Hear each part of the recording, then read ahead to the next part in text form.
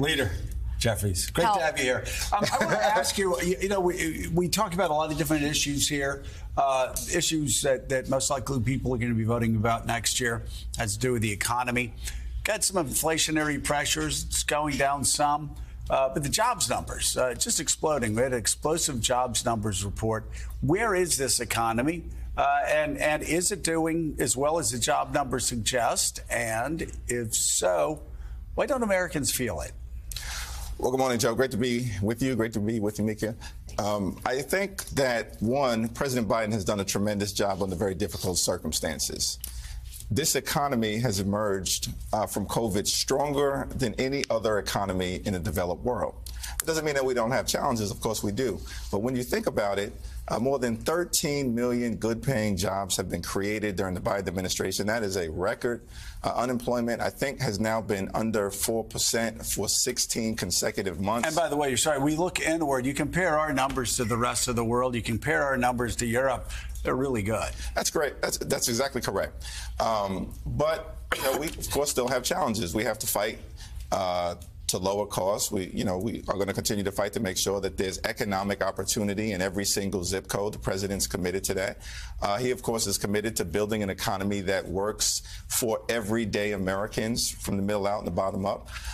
And that's what the election, I think, is going to be about. But he's got an incredibly strong track record of success to build upon and just help to avert a manufactured default crisis that would have hurt everyday Americans. How did that come about? Well, I think from the very beginning, President Biden had made clear we won't default. Senate Democrats made clear we won't default. House Democrats made clear we won't default. And we understood that the consequences of that would have been catastrophic.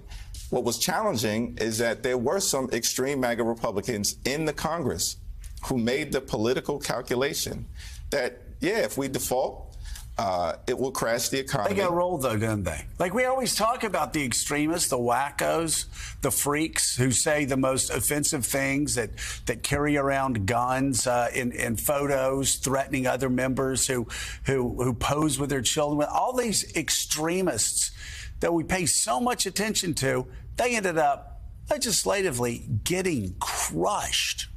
What does that say? Well, hopefully it's a blueprint for the future.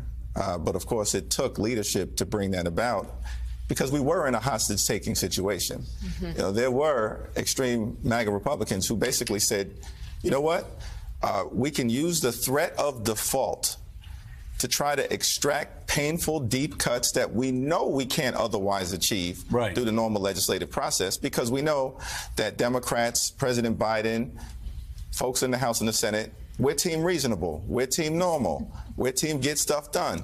And we're dealing with team extreme who might just be willing to default and crash the economy. Yeah.